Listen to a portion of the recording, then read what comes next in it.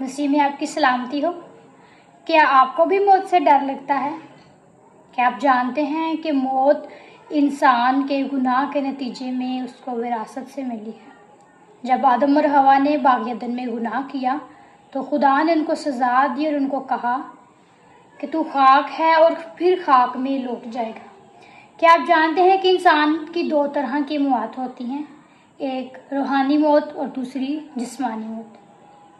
اور ایک ایسا انسان جو خدا کے ساتھ چلتا ہے، خدا سے پیار کرتا ہے، خدا کے ڈر اور خوف میں رہتا ہے، جس نے یسوع مسیح کو اپنا شخصی نجات دہندہ قبول کیا ہے، وہ ایک ہی بار مرتا ہے۔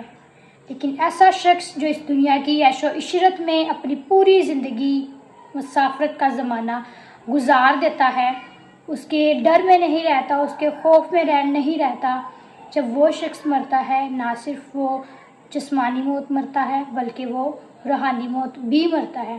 خدا ان کا پاک کلام ہمیں بتاتا ہے کہ جب یسوع مسیح آئیں گے، جب اس دنیا کا آخر ہوگا، تو یسوع مسیح اپنے لوگوں کو مردوں میں سے اٹھا لیں گے، اور وہ لوگ جو یسوع مسیح کو، خدا کو بھول گئے، جنہوں نے اپنی زندگی اس کے ڈر اور اس کے خوف میں نہیں گزاری، ان لوگوں کو خدا ہمیشہ کی سزا دے گا اور وہ ابدالآباد تک سزا پائیں گے اور خدا کے غضب کے وارث ہوں گے۔